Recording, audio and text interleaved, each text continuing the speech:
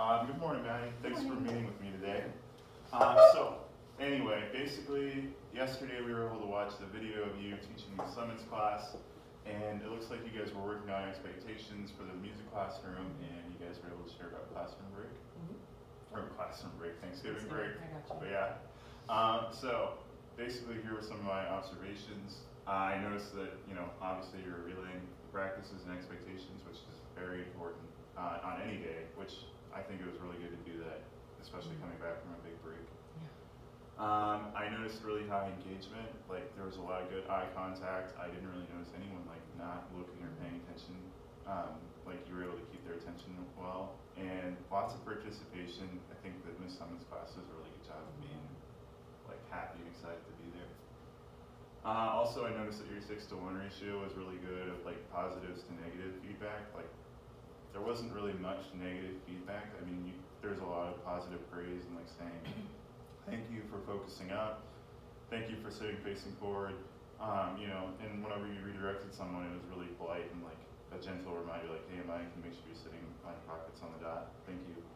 But yeah, stuff like that. It was really nice to see. Thank you. Yeah. So basically, we looked at some identifying questions yesterday to try to narrow how you thought class went and how we could improve it. I think it went pretty well, and you agree that UNO is like a 7 out of 10, which is really solid. And the only thing that we noticed that we could maybe improve was just maybe like the blurting out, we could fix it a bit, or just staying on topic. I started to put together a PEERS goal, and we're going to kind of work through it. PEERS is basically just an acronym for powerful, easy, emotionally compelling, reachable, and student focused. So this is just kind of something that I kind of put together. Powerful, so will implementing this goal give students more opportunities to share? I think so. Yeah, we just really want to like maximize the amount of time that students can share without being interrupted. Easy, is implementing this task going to be simple? Yeah. Emotionally compelling, so I know in this class I don't think they get very frustrated whenever people are blurting out, but I know in some classes people can. So I said students will have less frustration and more joy being able to share fluidly with more like expectations in place. And I think that your expectations are good, but I have like another little trick to add. Reachable, yes, and student focused, yeah. It's about the students being able to share, so yeah. So the PEERS goal that I wrote was students will be able to share more fluidly with less interruptions in order to best utilize allocated time in class. And I think it's really good that you have time to like share about their weekend or share about Thanksgiving break, because it's really good for like building relationships. Yeah.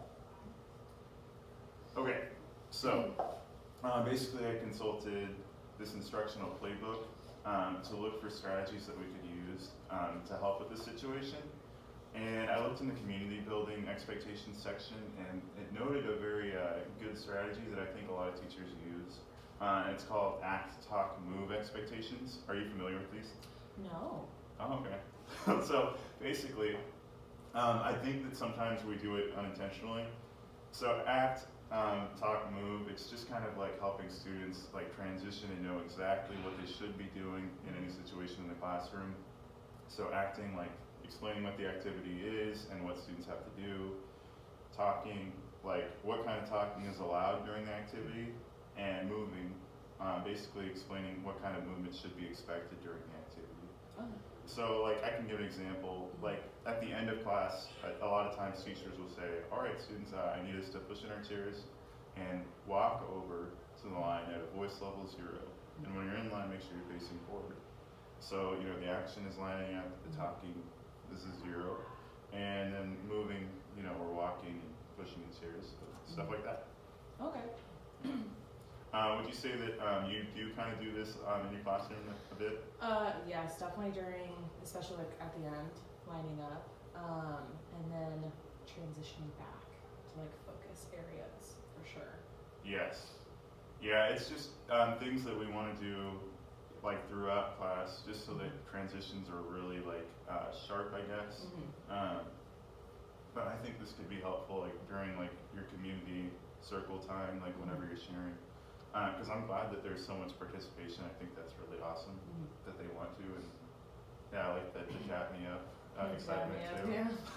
That was pretty great. We're gonna try to implement that the next time that we meet, the act, talk, move, and I'll just, we'll look at it from there.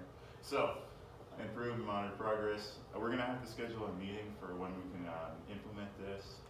So the video is on 8A. Mhm. Would you want to have a video, or would you like me to observe on the next 8A coming up? Sure, yeah. Cool. Yeah, we'll schedule a time at the beginning of class, probably the first 15 minutes. Okay, Yeah, I think that could be good. perfect. All right. Yeah, Thanks, Maddie. thank you. Time to walk away.